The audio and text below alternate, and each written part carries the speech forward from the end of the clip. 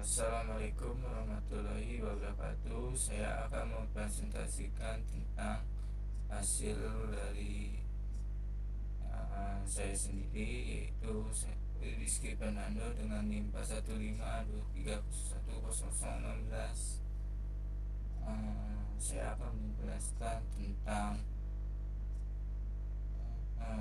penjelasan healthcare. Healthcare atau perawatan kesehatan merujuk pada upaya untuk layanan untuk menjaga pemulihan atau meningkatkan kesehatan melalui pencegahan, diagnosis, pengobatan, dan rehabilitas penyakit cedera serta gangguan fisik dan mental lainnya. Sistem healthcare mencakup penyedia layanan rumah sakit, klinik, dokter, perawat, apoteker, dan profesional kesehatan lainnya.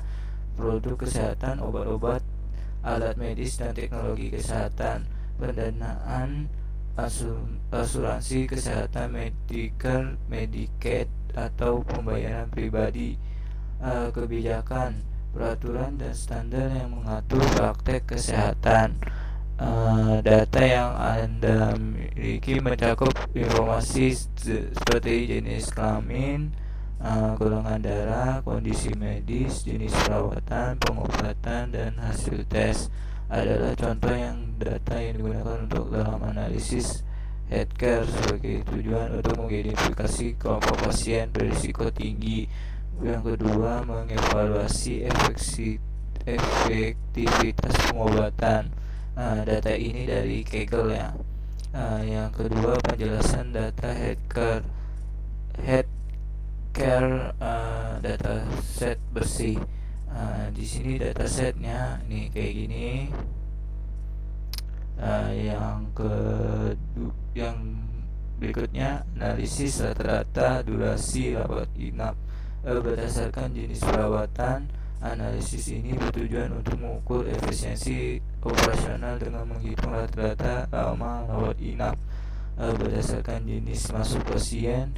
Kode yang digunakan kode berikut untuk menjadi tipe data date time, menghitung selisih dari hari, dan menghitung rata-rata loss per jenis perawatan, lalu memvisualisasikan hasil dan implementasi hasil perhitungan rata-rata rawat inap loss sebagai berikut nih hasilnya. Terus visualisasinya, interpretasi emergensi darurat memiliki rata-rata durasi rawat inap terlama ya sekitar segini. Ini masuk akal karena pasien darurat seringkali memiliki kondisi yang paling tidak stabil dan memerlukan observasi serta perawatan insentif lebih lama.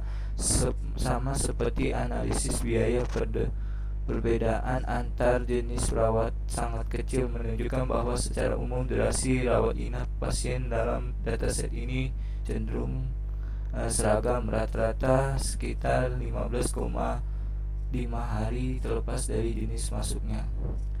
Ini hasil ilustrasi. Berikut hasil dari ini heat map-nya. Hasil heat map-nya menunjukkan hubungan linear korelasi antar variabel numerik, yaitu age, billing amount clean, dan room number semuanya sangat mendekati 0. Berarti tidak ada hubungan linear kuat antara usia, jumlah tagihan, dan nomor kamar pada dataset ini. Yang kedua, scatter, pembandingan usia dan jumlah tagihan. Scatter plot ini menunjukkan sebaran titik data untuk usia, jumlah tagihan, sebaran titik terlihat acak, mengkonfirmasi temuan dari heatmap bahwa tidak ada tren atau pola yang jelas. Misalnya orang yang membayar lebih banyak antara usia dan jumlah tagihan. Yang ketiga, bar chart ini menampilkan jumlah pasien setiap kondisi medis. Terlihat bahwa frekuensi pasien untuk setiap kondisi medis. Ini hasilnya tuh. Penjelasan pemodelan regresi sederhana. Regresi linear adalah Metode statistik digunakan untuk pemodelan hubungan antara kedua variabel, yaitu X dan Y. Tujuannya ini nih ada. Terus hasil model yang mau diberikan koefisien slope nih, kode Coff maknanya seberapa Y, dan ketika X berubah 1 unit. Contoh interpretasinya, jika koefisien sama dengan 50.000 berarti setiap 1 unit variabel berdurasi inap. Setelah normalisasi meningkatkan perkiraan biaya pengobatan billing amount sebesar 50.000. Jika koefisien bernilai negatif berarti ada hubungan terbalik, kenaikan X menurun, kenaikannya X, kalau Y itu menurun. Nah, intercept pemotongan suhu Y, kodenya ini. Terus makna nilai intercept adalah nilai Y yang diprediksi ketika nilai X adalah 0. Contoh interpretasi, jika durasi inap bernilai 0, maka perkiraan biaya pengobatan dasar adalah nilai intercept. Matriks evaluasi. Matriks ini digunakan untuk menilai baik model Anda bekerja. Nih, koefisien determinasi menunjukkan variasi pada variabel Y yang berhasil dijalankan oleh variabel X. Ini nilai hasilnya mendekati 1 atau 100%. Rata-rata yang kedua nih MSE nya, nih kodenya. Terus rata-rata kuadrat dari error, semakin besar MSE semakin besar kesalahan model, berarti ini mendekati 0. Hasil dari model regresi Anda dituliskan bersama. Kesimpulan harus menjelaskan model ini berhasil memprediksi biaya pengobatan billing amount berdasarkan durasi inap, admission duration, dan tingkat kekuatan ditunjukkan oleh nilai MSE nya.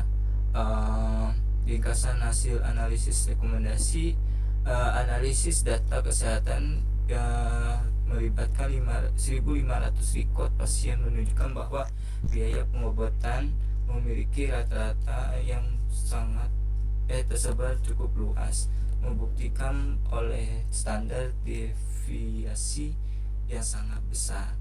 Uji hipotesis sederhana atau t-test mengidentifikasikan adanya perbedaan signifikan rata-rata biaya pengobatan antar pasien pria dan wanita secara visual. Sketplot menunjukkan korelasi positif yang jelas antara usia dan biaya pengobatan. Yang terpenting, model regresi linear sederhana dibangun untuk menggunakan durasi inap sebagai prediktor, berhasil menjelaskan